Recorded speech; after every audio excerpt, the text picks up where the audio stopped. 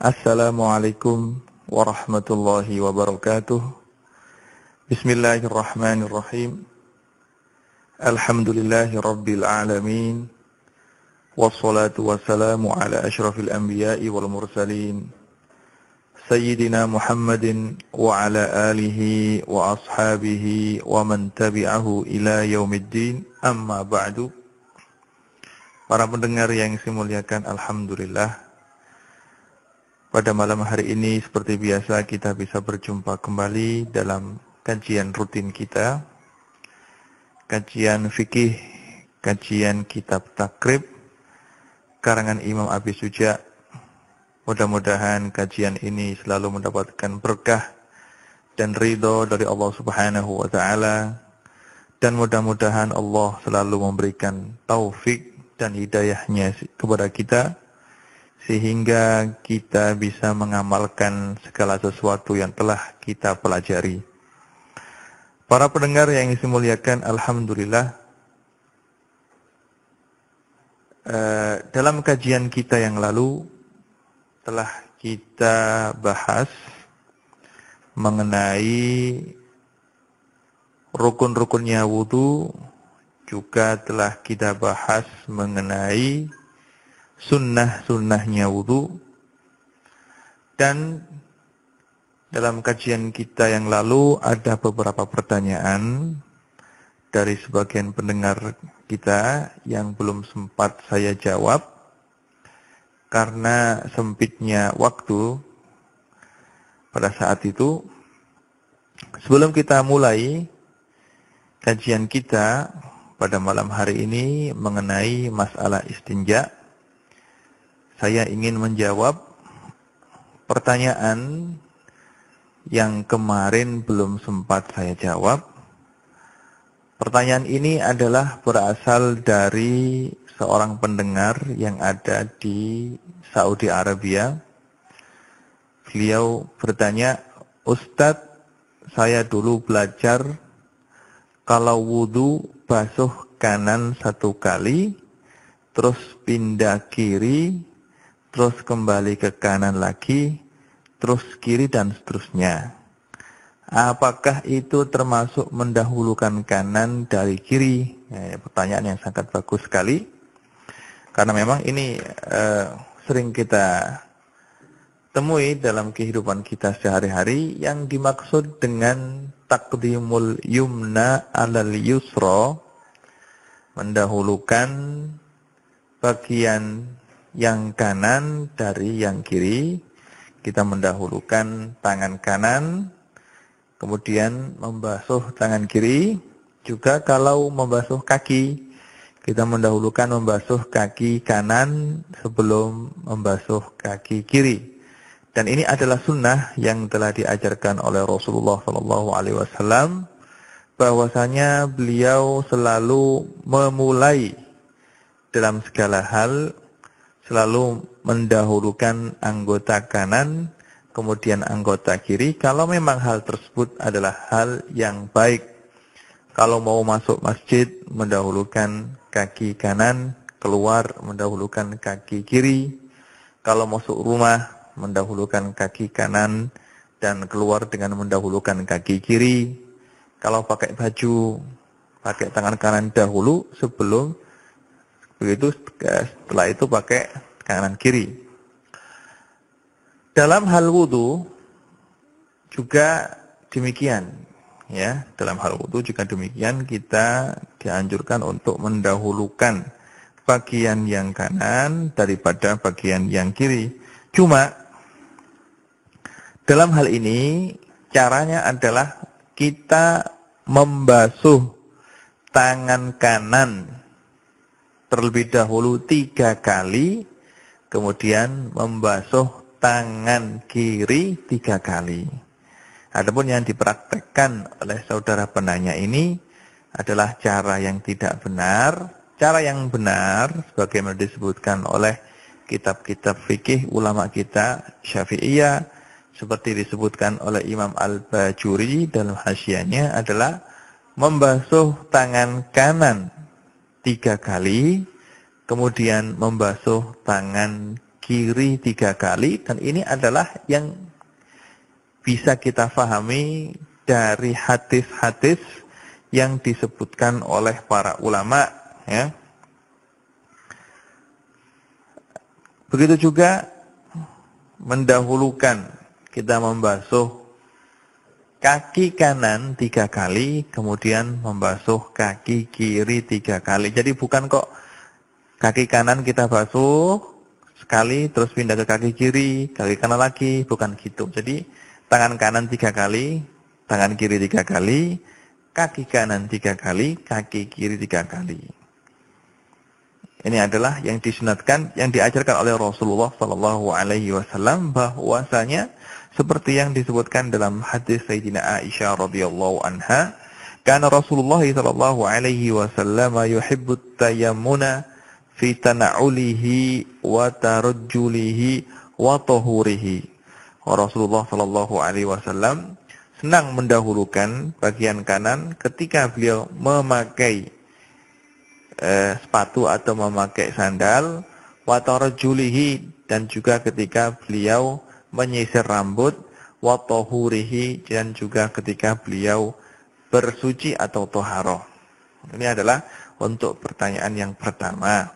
Untuk pertanyaan yang kedua dari pendengar tersebut adalah, ini pertanyaan dari Mas Japra Santa yang punya, apakah boleh wudu dari ember tanpa butuh air yang mengalir?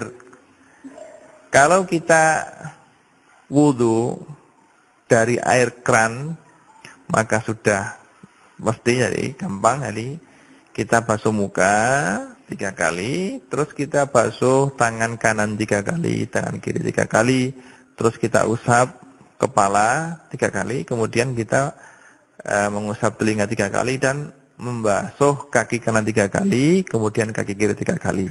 Adapun kalau airnya itu berada di ember dan airnya itu sedikit, kurang dari 2 kolah, maka caranya adalah kita mengambil air dari ember dan kita basuh muka kita, tapi kita usahakan jangan sampai air yang telah kita pakai untuk membasuh muka jatuh kembali ke ember tersebut. Begitu juga air yang telah kita pakai untuk membasuh tangan kanan jangan sampai masuk kembali ke dalam ember tersebut, karena kalau masuk kembali dikhawatirkan air yang berada di ember akan menjadi air mustakmal karena kecampuran dengan air mustakmal, dan kalau air tersebut telah menjadi mustakmal berarti tidak bisa dipakai untuk wudu, tidak bisa dipakai untuk bersuci. Jadi caranya adalah kalau kita wudu dari ember, kalau di sana ada cibuknya, ada gayungnya, maka kita ambil air sedikit dengan gayungnya tersebut, terus kita siramkan ke wajah. Kita usahakan jangan sampai air yang kita gunakan untuk membasuh wajah ini jatuh kembali ke dalam ember tersebut. Ini adalah cara kalau kita wudu dengan air yang ada di ember. Dan perlu diperhatikan kalau kita wudu jangan sampai kita berlebih-lebihan dalam memakai air. Karena Rasulullah SAW beliau telah mengajarkan kepada kita hemat dalam segala hal, termasuk hemat dalam penggunaan air, seperti disebutkan dalam hadis-hadis yang sahih, bahwasanya Rasulullah SAW kalau wudu itu cuma cukup 1 mud air. 1 mud ini kalau kita pakai untuk ukuran sekarang ini adalah sekitar tidak sampai 1 liter. Jadi 0,75 mililiter gitu, tidak sampai 1 liter, itu satu mud. Jadi 1 liter kurang sedikit, 1 liter lah kalau kita genapkan. Itu adalah air yang dipakai wudu oleh Rasulullah SAW, karena memang dulu saat zamannya Nabi Muhammad SAW air sangat sulit sekali untuk kita temukan. Alhamdulillah untuk zaman sekarang air sangat banyak. Tapi meskipun demikian, bahkan para ahli fikih dalam kitab-kitab itu menyebutkan meskipun wudu di laut atau wudu di sungai tetap disunatkan adamul israf, tanpa harus berlebih-lebihan dalam menggunakan air. Para pendengar yang saya muliakan, marilah kita buka kajian kita pada malam hari ini dengan pembahasan masalah istinja. Istinja yaitu cara membersihkan kotoran yang najis yang keluar dari kemaluan, yang keluar dari kupul, dari kemaluan, atau dubur, keluar dari dubur. Ini dinamakan al-istinja. Bismillahirrahmanirrahim. Wal istinja'u wajibun minal bauli wal ghaiti. Wal afdalu ayyastajmira bil ahjari thumma yutbi'aha bil ma'i. Wa yajuzu ayyaqtasira 'alal ma'i aw 'ala thalathati ahjarin yunaqi bihinna. Wa idza arada al-iqtisara 'ala ahadihima fal ma'u afdalu. Yang kurang lebih artinya, istinja hukumnya adalah wajib. Hukum istinja membersihkan kemaluan atau dubur setelah keluarnya kencing atau setelah berak, hukumnya adalah wajib. Wal afdal, yang lebih utama untuk caranya istinja ini adalah ayyastajmira bil ahjari summa yutbi'aha bil ma. Hendaknya orang tersebut istinja dengan memakai batu, kemudian setelah itu diikuti dengan istinja dengan memakai air. Wa yajuzu ayyaqtasira 'alal ma'i aw 'ala salasati ahjarin yunaqi bihinna. Dan boleh kalau memakai salah satu, memakai air saja boleh, atau memakai batu saja boleh. Wa idza arada al-iqtisar 'ala ahadihima fal ma'u afdalu. Kalau dia ingin memakai salah satu saja, maka yang afdal adalah hendaknya dia memakai air. Ini adalah istinja. Sebelum kita membahas lebih lanjut, sekarang istinja ini artinya apa? Jadi kalau kita tengok dari segi bahasa, istinja ini berasal dari kata naja, yang artinya adalah al-qat'u, memutus.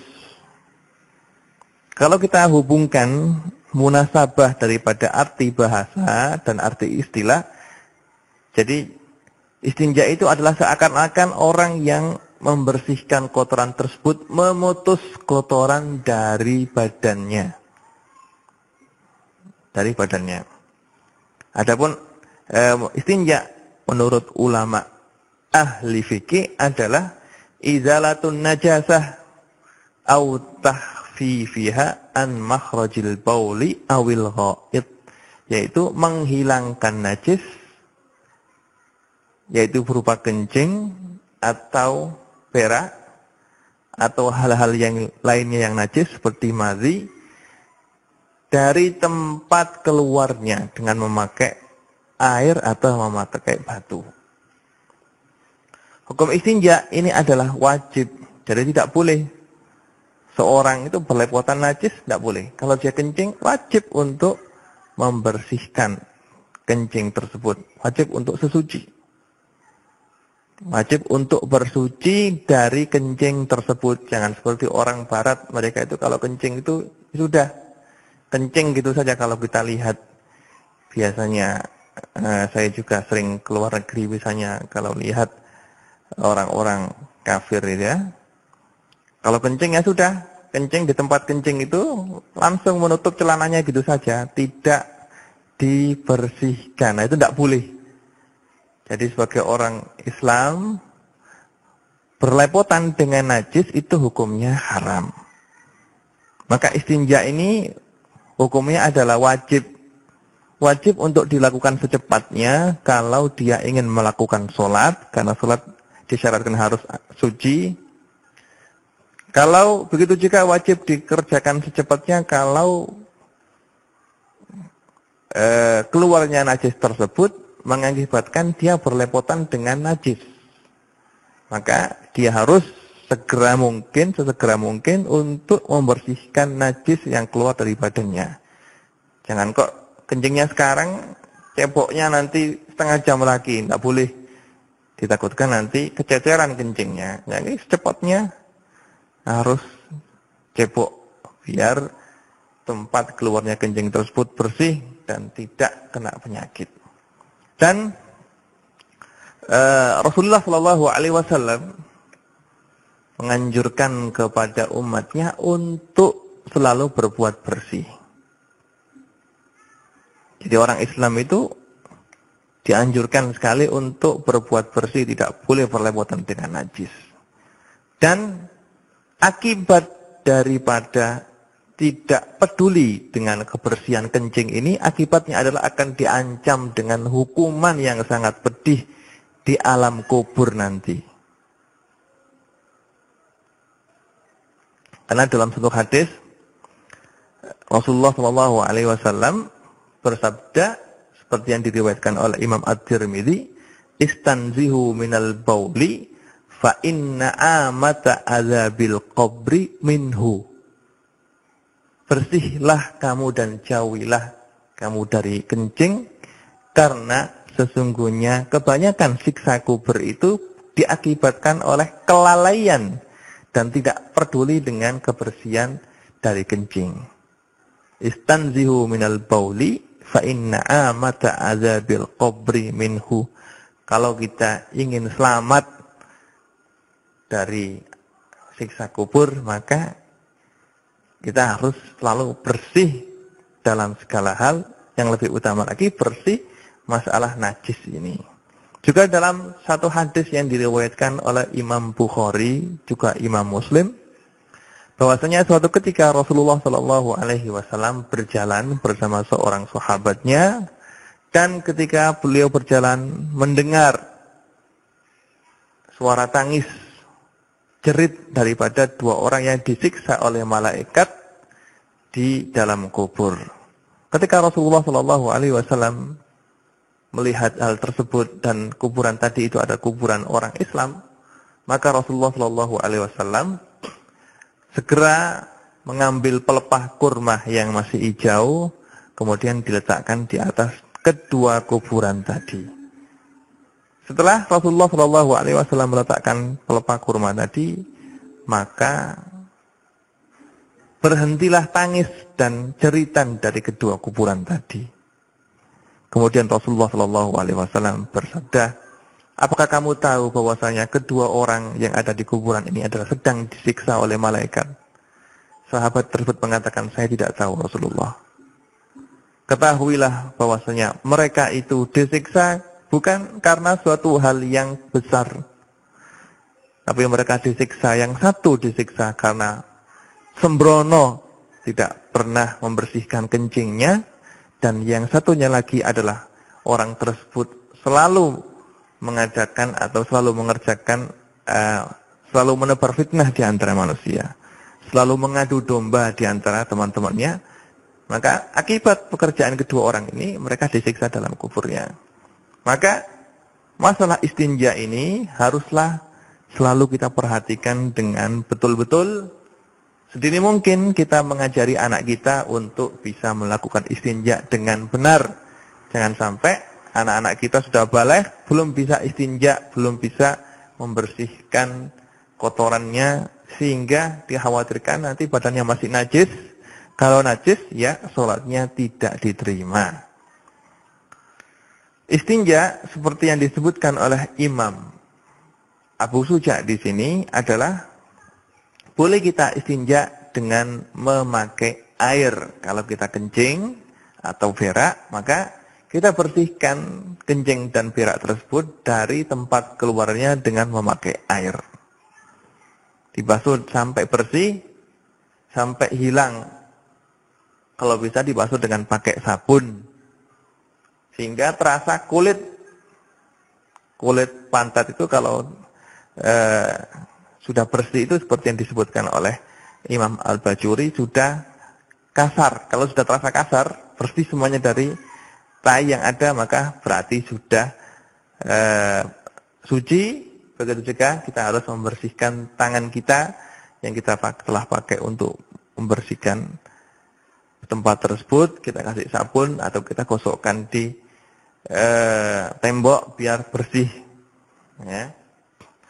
Kalau tidak mau memakai air, maka bisa memakai batu. Bisa memakai batu, dan istinja dengan batu ini ada syarat-syarat yang harus dipenuhi yang disebutkan oleh para ahli fikih yang akan kita bahas. Yang lebih utama seperti yang disebutkan oleh Imam Habis Hujah di sini, al-afdol yang lebih utama adalah ayyastajmira bil ahjar summa yutbi'aha bil ma.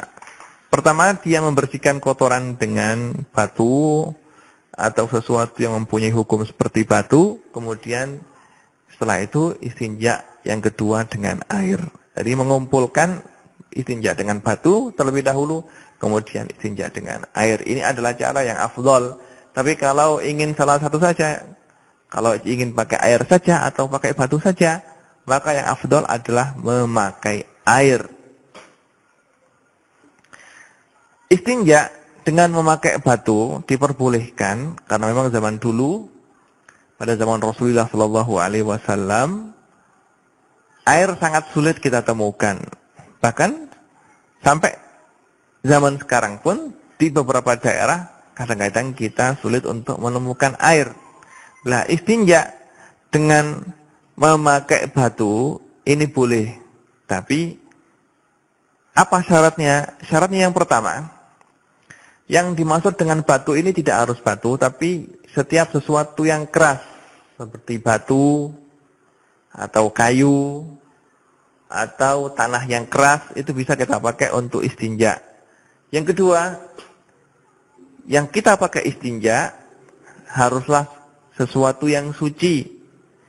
Jadi tidak boleh kita istinja dengan memakai misalnya kotoran, misalnya tidak boleh. Sesuatu yang najis tidak boleh kita pakai istinja, karena bagaimana kita ingin membersihkan tubuh kita dari najis, memakai sesuatu yang najis. Kata ulama, faqidu syai' la yu'ti. Dalam satu kaidah, sesuatu yang kehilangan sesuatu tidak bisa dia memberikan sesuatu yang dia tidak mempunyainya. Kalau yang kita pakai istinja itu sesuatu yang najis, maka istinjanya tidak sah. Yang kedua, jamidan tahiran qali'an.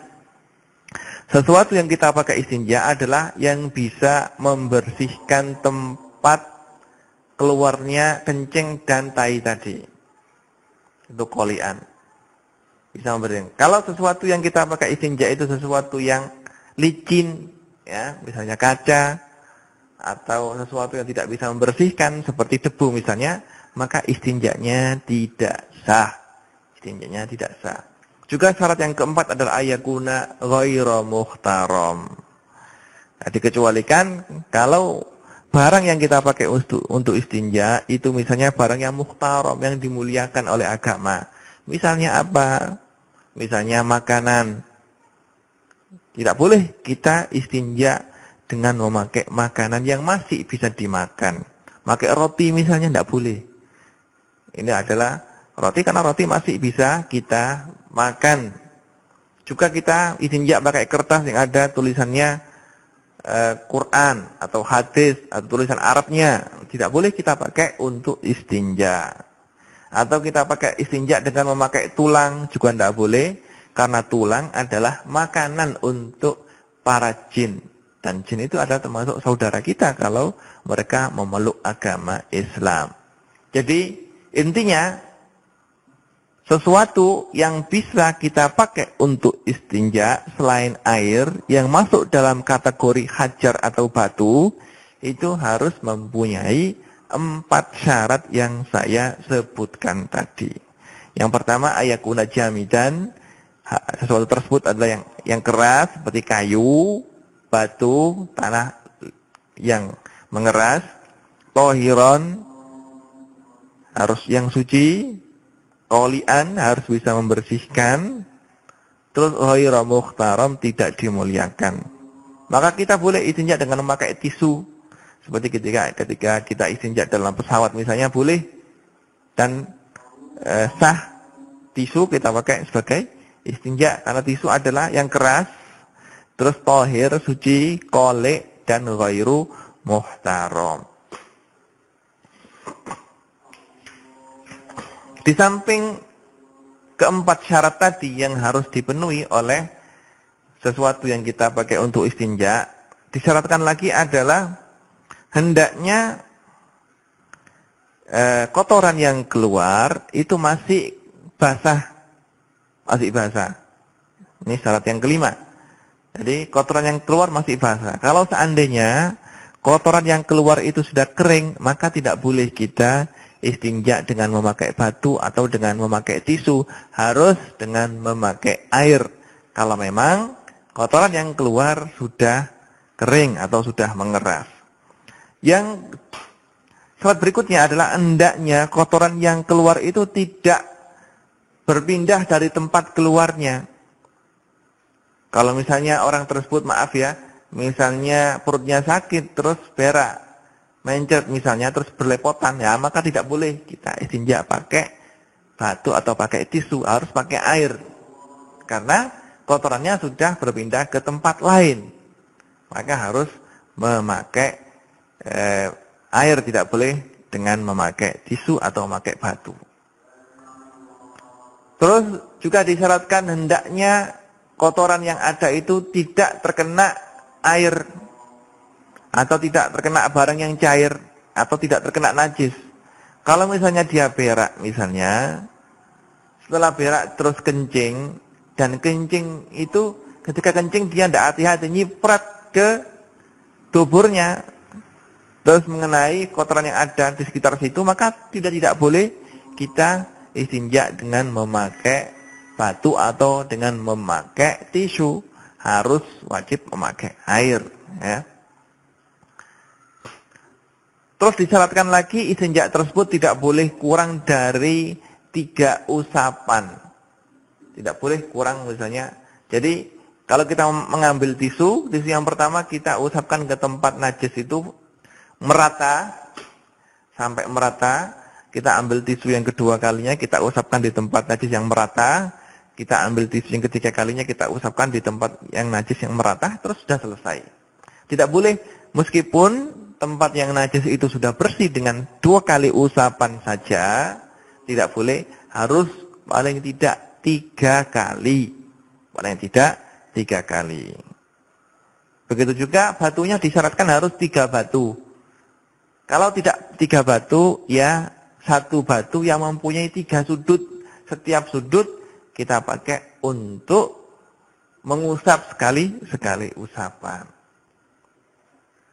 Kalau misalnya dengan 3 kali usapan najisnya belum bersih secara tuntas, maka harus ditambah dengan mengusap 4 kali atau 5 kali, dan disunatkan untuk al-itar, untuk mengganjilkan. Kalau misalnya diusap 4 kali sudah bersih, maka disunatkan untuk menambah 1 kali usapan, sehingga menjadi 5 usapan sampai bersih betul. Ini adalah cara-cara istinja dengan batu atau sesuatu yang mempunyai hukum seperti batu, seperti tisu, dan yang lainnya. Dalil-dalil daripada hal-hal yang telah saya terangkan tadi adalah yang pertama, hadis yang diriwayatkan oleh Imam Al-Bukhari dan Imam Muslim dari sahabat Anas bin Malik radhiyallahu taala anhu, qala kana Rasulullah sallallahu alaihi wasallam yadkhulul khala'a fa ahmilu ana wa ghulamun nahwi idawatan min ma'in wa anzatin fayastanji bil ma'. Sayyidina Anas menceritakan bahwasanya Rasulullah sallallahu alaihi wasallam suatu ketika ingin membuang air besar, kemudian Sayyidina Anas bersama dengan seorang temannya, anak kecil seperti beliau, membawakan ember tempat air dan membawakan penutup untuk Rasulullah sallallahu alaihi wasallam. Kemudian setelah Rasulullah sallallahu alaihi wasallam buang air, beliau istinja dengan memakai air tersebut.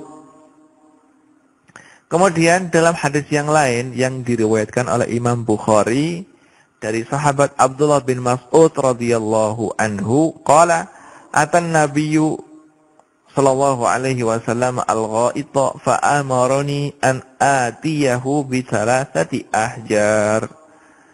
Yang artinya suatu ketika Rasulullah sallallahu alaihi wasallam ingin membuang air besar, kemudian beliau menyuruhku untuk membawa 3 butir batu sebagai pembersih istinja. Ya. Juga dalam hadis yang lain, jadi paling tidak 3 batu seperti dalam hadis ini ya. Juga dalam hadis lain yang diriwayatkan oleh Imam Abu Dawud dan yang lainnya dari Ummul Mukminin Aisyah radhiyallahu anha, anna Rasulullah sallallahu alaihi wasallam qala idza dhahaba ahadukum ilal ghaiti falyadhhab ma'ahu bi thalathati ahjarin yastatibu bihinna fa innaha tujzi'u anhu. Rasulullah sallallahu alaihi wasallam telah bersabda sebagaimana yang diceritakan oleh Sayyidina Aisyah yang diriwayatkan oleh Imam Abu Dawud, jika salah satu dari kamu ingin membuang air besar, maka hendaklah dia pergi dengan membawa 3 butir batu untuk membersihkan tempat keluarnya berak tersebut.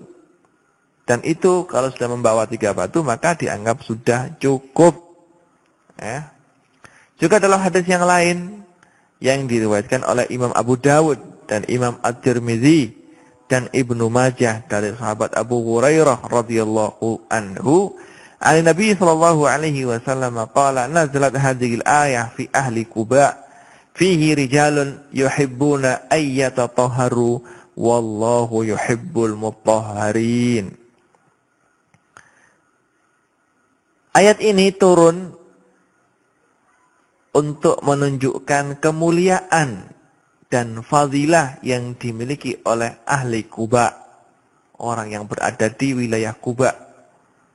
Ini para jamaah, para pendengar yang sudah pernah haji pasti tahu daerah Quba itu mana, karena pasti kalau datang ke Madinah pasti berangkat ke Masjid Quba untuk melakukan sholat 2 rakaat disunatkan. Nah, orang yang berada di daerah situ, daerah Quba itu, turunlah pujian dari Allah Subhanahu wa taala untuk mereka bahwasanya di ahli Quba itu ada beberapa orang yang senang untuk bersih-bersih. Maka Allah Subhanahu wa taala menyukai orang yang berbuat bersih seperti mereka. Ayat ini turun sebagai pujian atas apa yang telah dilakukan oleh ahli Quba. Nah, Abu Hurairah menceritakan bahwasanya mereka dapat pujian seperti ini karena mereka yastanjuna bil ma'i fanazalat fihim hadhil ayah. Mereka senang untuk membersihkan dan berbuat bersih dan membersihkan diri dari kotoran yang keluar, sehingga turunlah ayat tersebut sebagai pujian atas mereka atas apa yang telah mereka lakukan. Juga dalam hadis yang lain yang diriwayatkan oleh Imam Muslim dari sahabat Salman Al-Farisi radhiyallahu anhu, an Rasulillah sallallahu alaihi wasallam qala la yastanji ahadukum biduni salasi ahjar. Janganlah salah satu dari kamu melakukan istinja dengan memakai batu kurang dari 3 batu. Jadi harus tidak boleh kurang dari 3 batu. Seperti yang saya katakan tadi, meskipun tempat keluarnya berak itu sudah bersih dengan 2 kali usapan pakai tisu, maka harus ditambah 1 kali usapan lagi, harus 3. Ya. Kemudian dalam hadis yang lain yang diriwayatkan oleh Imam Bukhari dan Imam Muslim dari sahabat Abu Hurairah radhiyallahu anhu, anna Rasulullah sallallahu alaihi wasallam qala wa man istajmara falyutir. Dan barang siapa yang melakukan istijmar, istinja dengan memakai batu dan yang seperti batu, maka hendaklah dia melakukan istinja tersebut dengan ganjil. Artinya kalau dengan memakai 3 batu belum bersih, maka harus ditambah dengan 1 kali usapan lagi. Kalau diusap yang keempat sudah bersih, maka hendaklah dia menambah 1 kali usapan lagi sehingga usapannya itu bisa menjadi ganjil 5 kali, 7 kali, 9 kali, atau 11 kali. Ya.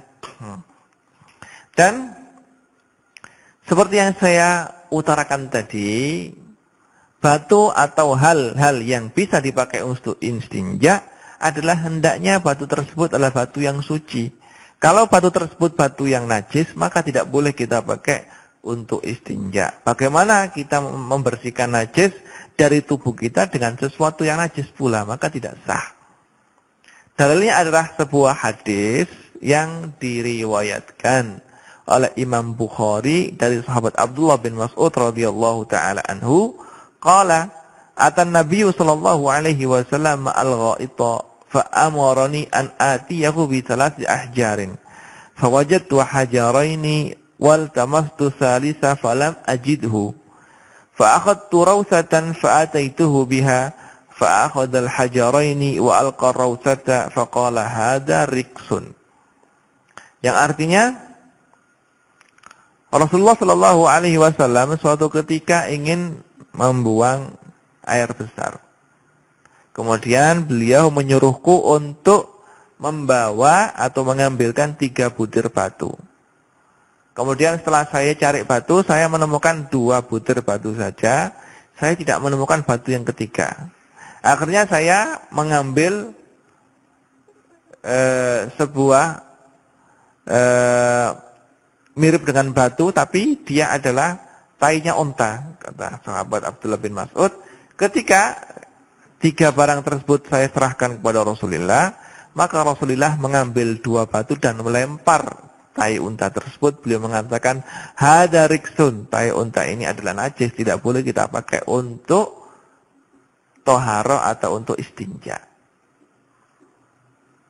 Juga seperti yang saya kemukakan tadi, syarat daripada batu atau hal yang bisa kita pakai untuk istinja, hendaklah hal tersebut bukan hal yang dimuliakan. Seperti batu, tisu. Kalau hal tersebut adalah hal yang dimuliakan, barang tersebut adalah barang yang dimuliakan, seperti makanan, maka tidak boleh kita pakai untuk istinja. Dalilnya adalah hadis yang diriwayatkan oleh Imam Muslim dari sahabat Ibnu Mas'ud radhiyallahu anhu, an Rasulillah sallallahu alaihi wasallam qala atani da'iyal jinn fadhahabtu ma'ahu faqara'tu alaihimul Qur'an qala wa sa'aluhu 'anil zad faqala lakum kullu 'azmin dzukira rasmullahi alaihi yaqa'u fi aydikum aw farama yakunu lahman wa kullu ba'ratin 'alafun lidawabikum. Qala Rasulullah sallallahu alaihi wasallam fala tastanju bihima fa innahuma ta'amu ikhwanikum. Rasulullah sallallahu alaihi wasallam suatu ketika diundang oleh sekelompok jin untuk mengajari mereka tentang agama Islam. Dan setelah datang dari mereka, Rasulullah sallallahu alaihi wasallam melarang para sahabat untuk istinja dengan memakai tulang hewan yang telah dimakan. Karena tulang-tulang tersebut adalah sebagai makanan untuk jin. Dan jin juga ada yang Islam. Maka kita tidak boleh merusak makanan saudara-saudara kita jin yang sama-sama beragama Islam. Kemudian setelah selesai menerangkan masalah istinja dan cara-cara istinja, di sini Imam Abi Suja akan mengajari kita, akan menyebutkan untuk kita adab atau tata krama yang harus kita pegang, yang harus kita lakukan ketika kita mau buang air besar atau mau buang kencing. Namanya adabul qada'il hajah. Ini tata krama ketika kita mau masuk kamar kecil, baik untuk melakukan kencing atau untuk melakukan buang air besar. Yang pertama, beliau menyebutkan wa yajtanibu istiqbalal qiblati wastidbaraha fis sahra. Yang pertama, hendaklah orang yang mau melakukan buang air kecil atau buang air besar tidaklah menghadap kiblat atau membelakanginya. Tidak boleh menghadap kiblat atau membelakangi kiblat. Ya. Dan ini adalah wajib. Jadi intinya haram bagi orang yang mau buang air kecil atau buang air besar untuk menghadap kiblat ketika melakukan kencingnya atau beraknya, atau membelakangi kiblat, tidak boleh. Dan ini adalah kalau memang orang tersebut berak atau kencing di tempat terbuka, di lapangan misalnya, atau di sawah yang terbuka, tidak ada penutupnya sama sekali. Atau dia berak dan kencing di tempat bangunan, yang mana bangunan tersebut adalah bangunan yang tidak disiapkan secara khusus untuk buang air kecil atau air besar. Bangunan yang sudah mau roboh misalnya, rumah tua yang mau roboh misalnya, yang tidak ada penghuninya sama sekali, terus berak di situ, maka hukumnya juga sama seperti berak atau kencing di tempat yang terbuka. Maka tidak boleh menghadap kiblat dan tidak boleh membelakangi kiblat. Hukumnya adalah haram kalau menghadap kiblat atau membelakangi kiblat. Kalau misalnya dia ingin berak atau kencing di tempat yang terbuka, maka hendaknya dia membuat tutup antara dia dengan kiblat. Misalnya, ya gampang, misalnya dia membuat tutup sehingga ada penutupnya, penghalang antara dia dengan kiblat. Dan penutup tersebut adalah penutup yang tinggi yang menutupi auratnya. Dan dia tidak boleh jauh dari penutup tersebut, tidak boleh jauh lebih dari 3 zira atau lebih dari 1 meter misalnya, nggak boleh. Harus dekat dengan tutup tersebut sehingga di sana ada penghalang antara dia dengan arah kiblat. Ya. Ini adalah kalau dia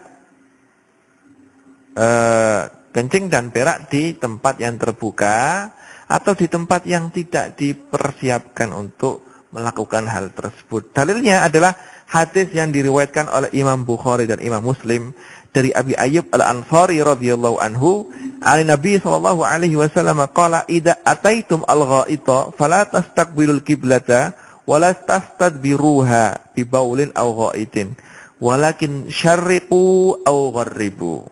Yang artinya, jika kamu sekalian ingin buang air besar atau ingin buang air kecil, maka janganlah menghadap kiblat dan janganlah membelakangi kiblat, baik dengan kencing atau dengan berak. Walakin syarriku au gharibu. Akan tetapi, kata Rasulullah, menghadaplah ke arah barat atau ke arah timur. Karena ketika itu Madinah, letak Madinah adalah di sebelah utaranya Mekah. Maka tidak boleh menghadap ke selatan atau menghadap ke utara kalau di Madinah. Tapi menghadaplah ke arah barat atau ke arah timur. Kalau di Indonesia, dan Indonesia adalah di sebelah timurnya Mekah, maka jangan sampai kalau kita kencing menghadap arah barat atau menghadap arah timur. Karena kiblat berada di arah barat. Itu kalau kencing di tempat yang terbuka. Atau di tempat bangunan yang tidak dipersiapkan untuk melakukan hal tersebut. Tapi kalau di dalam rumah, dalam jeding, dalam kamar mandi yang sudah memang tempat khusus untuk berak dan kencing, maka diperbolehkan. Hadisnya adalah, ada dalilnya, hadisnya adalah sebuah hadis yang diriwayatkan oleh Imam Bukhari dan Imam Muslim dan yang lainnya dari sahabat Abdullah bin Umar radhiyallahu anhu qala irtaqaitu fawqa dhahri baiti Hafsata li ba'di hajati fara'aitu an-nabiyya sallallahu alaihi wasallam mustadbiral qiblah mustaqbil asy-syam. Jadi sahabat Abdullah bin Umar suatu ketika beliau naik ke rumahnya kakak beliau, yaitu Ummul Mukminin Hafsah radhiyallahu anha, karena Sayyidina Abdullah bin Umar adalah adik daripada Sayyidina Hafsah. Ketika itu beliau mempunyai kepentingan naik ke rumahnya Sayyidina Hafsah. Ketika naik di rumah, beliau melihat Rasulullah Shallallahu Alaihi Wasallam ketika itu sedang buang air. Beliau menghadap ke Syam dan membelakangi kiblat ketika itu, karena memang ketika itu Rasulullah Shallallahu Alaihi Wasallam membuang air, beliau melakukan buang hajat di tempat yang telah disediakan oleh Rasulullah untuk melakukan hal tersebut untuk istri beliau Hafsah radhiyallahu anha. Nah, ini adalah adab atau tata krama yang pertama, yaitu hendaknya kalau mau buang air kecil atau buang air besar, hendaklah jangan haram untuk menghadap kiblat atau membelakangi kiblat. Kalau memang dia melakukan hal tersebut di tanah terbuka yang tidak ada penutupnya, atau di tempat di bangunan yang mana bangunan itu tidak dikhususkan untuk melakukan hal tersebut. Adab yang kedua adalah wal baulu fi ma'ir raqid. Dan hendaknya orang yang melakukan atau membuang air besar atau membuang air kecil tidak melakukannya di dalam air. Dan insya Allah hal ini atau adab ini atau sopan santun ini, tata krama ini akan kita terangkan pada kajian kita yang akan datang. Karena waktu telah habis, mudah-mudahan apa yang telah kita kaji dan telah kita pelajari pada malam hari ini bermanfaat untuk kita dan bisa kita praktekkan dalam kehidupan kita sehari-hari, sehingga ilmu yang kita dapatkan menjadi ilmu yang bermanfaat.